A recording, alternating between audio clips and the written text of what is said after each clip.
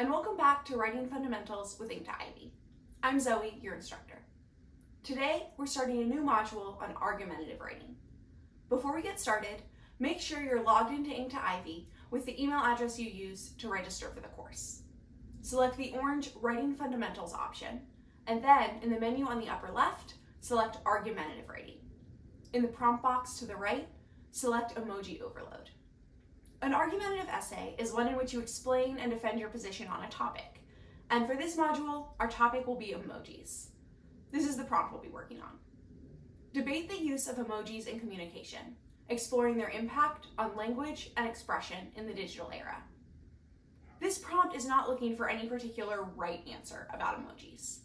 Instead, it asks for your perspective on them and how or if they've affected the way we express ourselves. Our use of language is constantly evolving. For example, when you read Shakespeare, you're not actually reading Old English. Even though it is a few hundred years old, it's technically modern English, and while we might need to consult a dictionary occasionally, we can still generally understand it.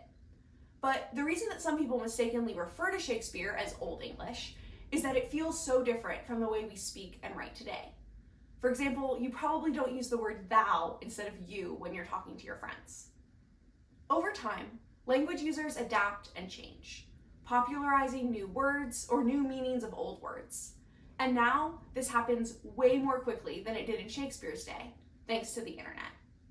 For example, the word text used to just mean written material, like a book, while now it also refers to a short message you send on your phone, and the verb form of the action of sending a message, texting. And there are endless examples of slang that can change so rapidly that if I try to use any, it'll probably be cringy. See? Anyway, this prompt is drawing on that history of language evolution and asking you to consider how and if emojis have played a role in it. Start by thinking about your own use of emojis. Maybe you think emojis help us communicate more clearly because they let us approximate the kind of visual cues we'd use in a verbal, in-person conversation to make texting and messaging feel more like speaking face-to-face. Or maybe you think emojis have made us rely too much on images and oversimplified the way we write.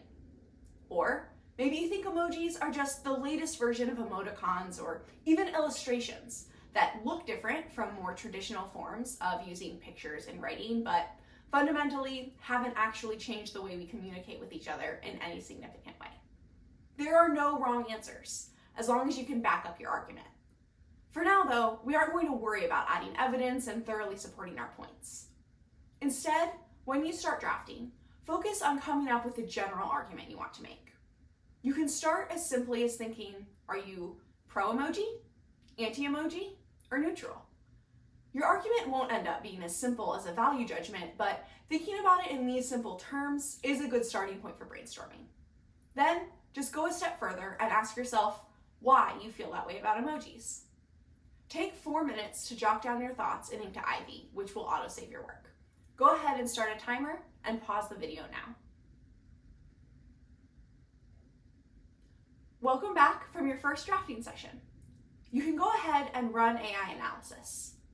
Today, we're going to focus on improving the clarity and effectiveness of your argument, which will improve throughout our work in this module, but needs a strong foundation in your introduction, which we'll work on soon. Before we get there though, I want to take a step back and think about argumentative writing as a genre. An argumentative essay is one that makes a claim and backs it up with evidence, which can include research and logical reasoning.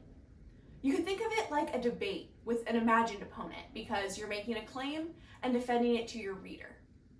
You'll write argumentative essays in school, and the skills they teach are useful outside of the classroom. As I'm sure you already know if you've ever found yourself in a heated debate with a friend at lunch or even with a stranger on the internet. Argumentation is also a useful skill to have when it's time to write your college application essays. Colleges like to see that you're capable of participating in the exchange of ideas, which includes taking in new information, forming an opinion, and disagreeing respectfully with people who think differently. All elements of writing a good argumentative essay. As we focus on the start of your arguments today, I want to briefly go over 3 common elements you'll find in the introduction to an argument. You don't have to follow a formula, but it can be helpful to have some organizational principles to help you shape your argument. So as you get started, think about starting your introduction with these 3 things. The first is context. How does the topic of your argument fit into the world around it? Think of your topic as just one piece of a bigger puzzle of culture, politics, etc. For example, emojis can fit into a bigger puzzle about language, the internet, generational differences, or other topics. You don't have to explain everything your topic touches, but you should be able to offer a glimpse at the bigger picture that you're choosing to situate your argument in. The next is exigence. If you haven't come across this word before, it's because it usually only comes up in the context of rhetoric or argumentation, like we're talking about today. Basically, exigence is just the reason for your argument. Think of it like the igniting spark or the striking of the match that led to your argument. This can be directly about why the topic matters to you, or it can be a broader justification of why the topic matters in general. The last element of your introduction is the most essential, your thesis statement. This is just a 1 or 2 sentence distillation of your argument. If you could boil your whole essay down to just a line or 2 that concisely explains exactly what you mean, that's your thesis statement. It's the most important part of introducing your argument and the main pillar you need to build a strong foundation for your entire essay. So that's what we're going to focus on today. Your thesis statement is a roadmap for you to refer back to as you write to make sure each piece of evidence or line of reasoning that you include in your essay comes back to support your argument. It might seem obvious, but the first crucial aspect of your thesis statement is that you have to believe it. You're going to have an easier time supporting your thesis and backing up your claims if you have some conviction. So if you realize while you're writing that you actually kind of disagree with yourself, change your thesis statement. You can always return to edit your thesis as you write if you find it no longer accurately reflects the crux of your argument and the most essential points you want to make. But for now, we're going to focus on writing a really strong draft of one to get started. Keep your context and exigence in mind as you construct it. Your thesis needs the weight of your belief in it and the significance it holds in the broader context of your topic to matter. Avoid oversimplistic or absolute thesis statements like emojis are the downfall of the English language or emojis are the best linguistic invention since hieroglyphics. If you can end your thesis statement with an exclamation point, you probably need to go back and make sure it's not an oversimplification of your argument. Your thesis statement can't capture all the facets of your argument.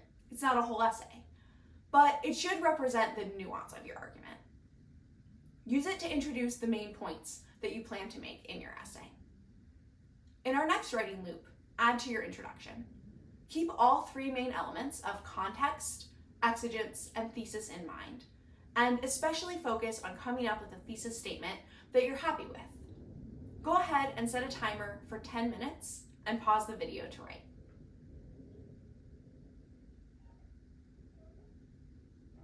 Welcome back from your second round of drafting. Go ahead and hit the AI analysis button for another round of AI analysis. See how you've improved on clarity and effectiveness of argument. This feedback element covers more than just your introduction and thesis statement, so I'm sure you'll still have work to do. But I hope you've laid the groundwork for a strong argument and developed a thesis statement that you're excited to keep working on. Next week, we'll focus on adding analysis and evidence to back up your claims and expand on your thesis statement. I'll see you then. Thanks for taking the time to write with Ink to Ivy today.